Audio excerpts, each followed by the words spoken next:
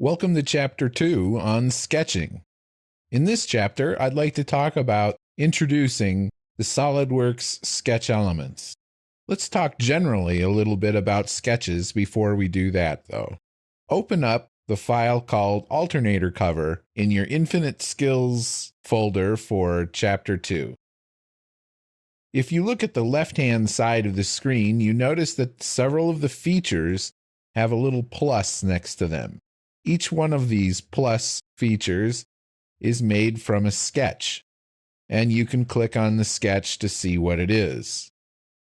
The features that don't have pluses or don't have sketches are the fillets and the patterns and the planes and so on. So in SOLIDWORKS, most of your features are going to require a sketch and then some sort of a procedure, such as revolve, or extrude, or a cut, or a rib feature. So it seems imperative that you learn how to use sketches in SOLIDWORKS first, since almost everything that you do in SOLIDWORKS is going to require a sketch. All right, well, let's exit out of this part and create a new one using one of the Infinite Skills templates that you've established in a previous lesson. Now, we're just going to practice with sketches in this lesson. We're not really going to make much, but we'll get used to the tools that exist and we'll see how to use them. The word sketch itself sounds a little bit imprecise. It sounds approximate or tentative, but in SOLIDWORKS, a sketch is intended to be fully defined with relations and dimensions. We'll see more about relations and dimensions as we start sketching, and again, more in later lessons. Let's take a look at how to get into a sketch, first of all. Sketches can be created on either planes, which exist in the Feature Manager, or on planar faces of parts.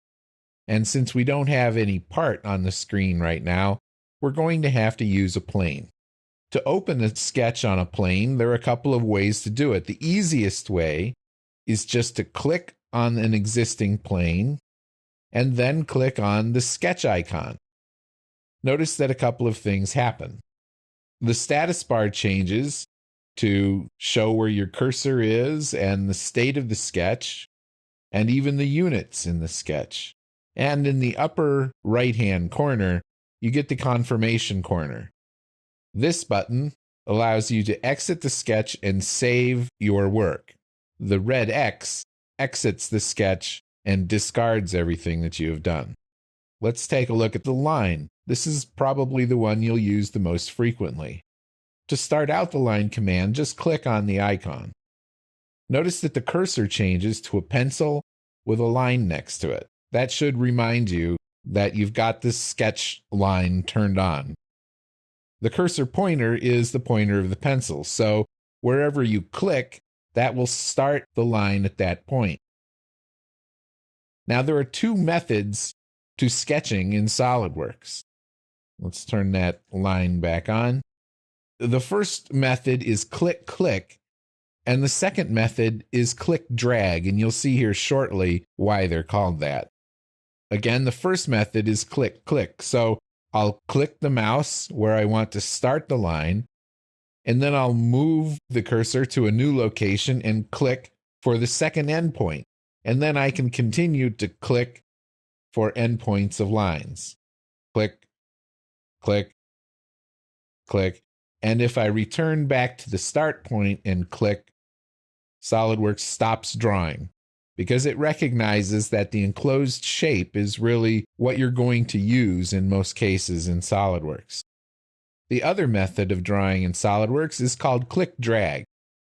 So if I hold down the mouse button where I want to start the line, and then drag to another location and drop the left mouse button, that creates a single line.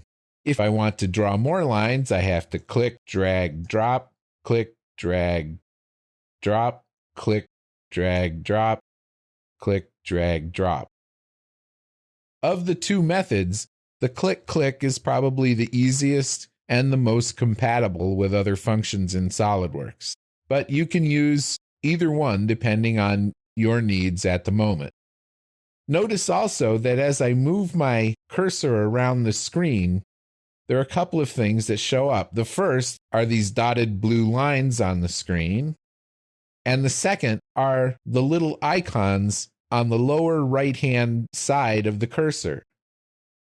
Here, the dotted line is saying that I can draw a line that's perpendicular to the line that's indicated.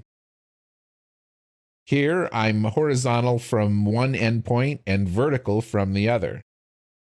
Here, I'm horizontal from one endpoint and perpendicular to the endpoint of the line. So the cursor gives you quite a bit of feedback. It's kind of talking to you. It's telling you about possible geometric relations that you could make with the existing geometry. If you want to disable all of this feedback temporarily, you can hold down the Control key, and as you're moving the cursor around, you won't get any feedback. As soon as you let go of the Control key, all of the feedback returns. On a sketch where you have a lot of lines or a lot of endpoints, the feedback can get overwhelming. So remember that trick with the Control key. Notice also that there are some symbols that are shown right on the screen. In this case, we have two perpendicular symbols, and here we have two more. And here we have another perpendicular symbol with a horizontal symbol and a vertical symbol. These mean that these particular sketch elements picked up automatic sketch relations. We'll learn more about automatic sketch relations in a later lesson. Let's move on and talk about circles next.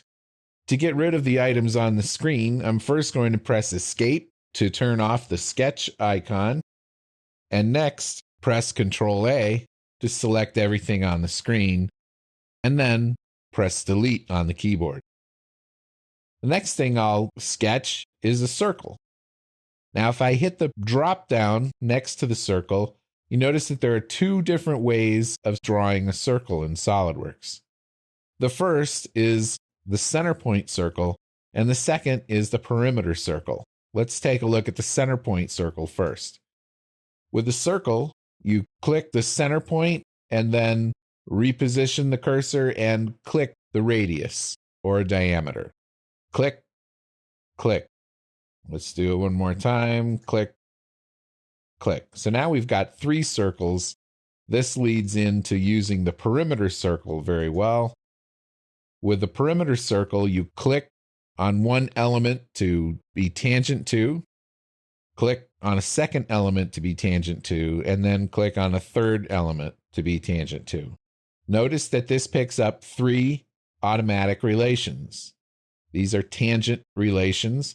And if I hit Escape to cancel out of the circle command, let's click and drag the center point of the circle we've just drawn, and notice that it changes the other geometry, but all of the sketch relations remain intact.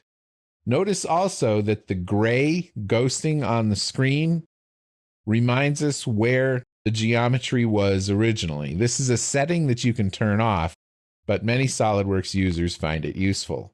It's interesting that this gray was originally a video glitch in the software, but it turned out that users liked it so much that they asked SOLIDWORKS to implement it as a feature rather than as a bug. In any case, these are the two types of circles. Click center, drag the diameter, or click on three tangent entities.